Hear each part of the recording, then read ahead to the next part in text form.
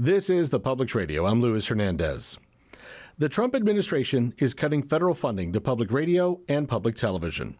This week, Congress approved a plan to claw back $1.1 billion from the Corporation for Public Broadcasting, sending it to President Trump's desk. The historic cut will have huge ripple effects for all public media stations, including the Public Radio and Rhode Island PBS. That's why we're speaking with our president and CEO, Pam Johnston. Pam, great to have you back, considering the news. It's been a conversation between us and our audience saying thank you for having me. Even considering the news, it's important to talk about it. Assuming President Trump signs this measure, takes the money back from the CPB, what's it going to mean for the Public Radio and Rhode Island PBS? And when does this happen? So I'm not going to sugarcoat it, Louis. We've been talking about this. This is a devastating loss. It's a devastating loss here in Rhode Island. We will lose approximately $1.1 million annually for our operating budget. That's about 10% of our budget. That's a serious hit. And that's going to take effect in October.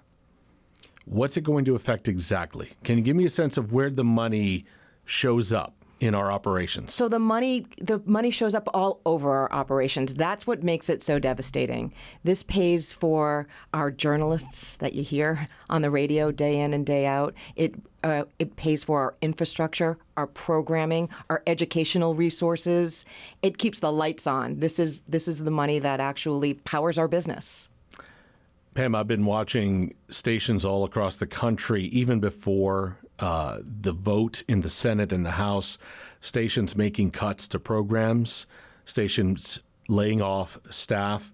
That's, of course, a big question. You just talked about the journalists. So are there programs, for example, people watch on Rhode Island PBS that could be going away? Are there programs that they listen to on the public radio that could be going away?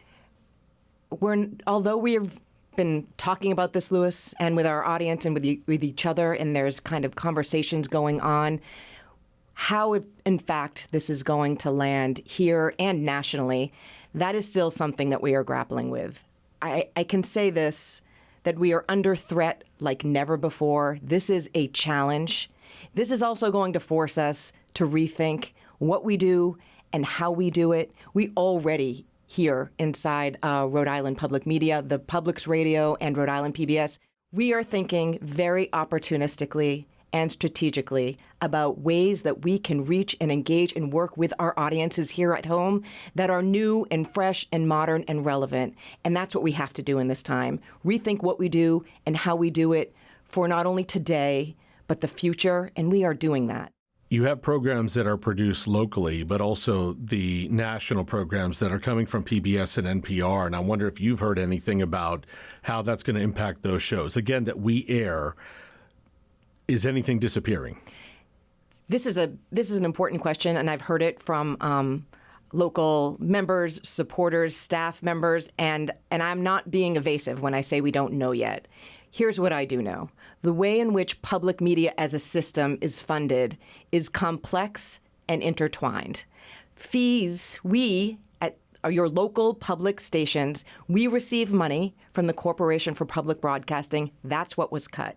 We all receive a different amount of money depending on the size and the market. So that money goes away. From that money, though, we send fees up to PBS and NPR, and they create programming. And that's the way the ecosystem works. The money comes from CPB to stations, and then stations give a portion of their dollars to the networks to create programming. Everything's going to be reduced all across the board. Here's what I believe, and here's what I've been told, and here's what you'll hear from the CEOs of both PBS and NPR. The tentpole programming that you love and listen to and engage with, whether it be Morning Edition or All Things Considered or PBS NewsHour and Frontline, those shows will continue. Those are the tentpoles, those are the bedrocks, and those will be the last to go. But let's not fool ourselves. In this moment, everything's at threat, and those decisions are coming at us in new ways. So everything's not okay, but those tentpole shows will be the last to go, and we hope they won't ever go. We've been talking about this for a little while now, so this isn't something that hit us over the head last minute. I'm wondering, what have you been hearing from listeners and members from across the region? What have they been calling and asking about or talking about with you? I will say in this moment of crisis and for some despair, what often happens, and which is such a Rhode Island trait and an American trait, is that, man, do we rise to a challenge. And our last few pledge drives here on the public radio and at Rhode Island PBS have been our most successful ever, because what we're hearing from our community and our audience is, we love you. We think you're important, you add value to our community, and we want you to stay. And we're going to continue to have to ask those questions and to ask more people to stand with us and give more as we go on. If you want these programs that you love and the resources that we provide to continue, we're going to need our members, our neighbors, our friends, our community to help us out. Pam, what are you hearing from the other stations around the region in New England? What have they been saying about next steps? So we have been facing this as individual station leaders and also as a network, and we're all kind of swimming through it together, offering ideas, support, new ways to collaborate. It's really important that we look around and we figure out how to sustain the product, how to continue telling local stories that matter here, and to kind of pool our resources from across the country and certainly the region. So there's been a lot of collaboration. That's been one of the highlights and one of the bright lights that's come out of all this. We are thinking much more opportunistically about ways that we can do more together so that we continue to be strong.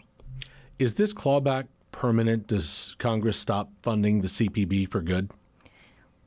It's not permanent, and we will never stop fighting. So this appropriation clawback was for the next 2 financial years, financial year 2026 and 2027.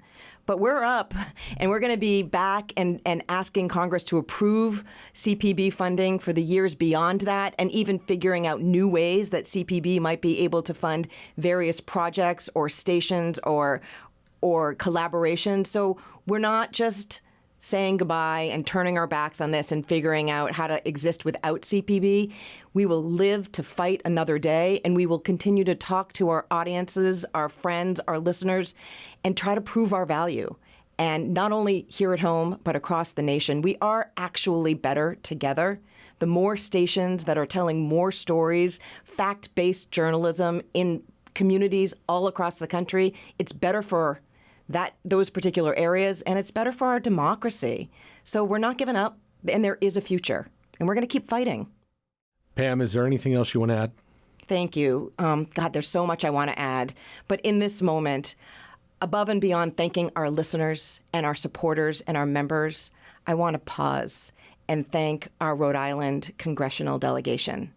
Senators Whitehouse and Reed, Congressmen Amo and Magaziner have been steadfast in their support and in their belief in public media. And here in Rhode Island, what we are up to, they've been champions here at home and in Congress, and I thank them for that. Pam Johnston, President and CEO of the Public Radio and Rhode Island PBS.